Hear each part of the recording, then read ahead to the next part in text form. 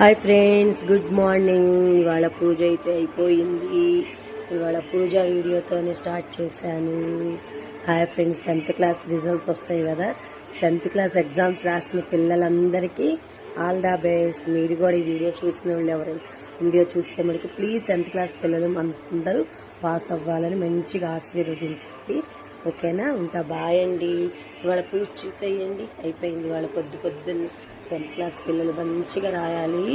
మంచిగా రాశారు. అలానే మంచిగా పాస్ అవ్వాలని అందరం కోరుకుందాము.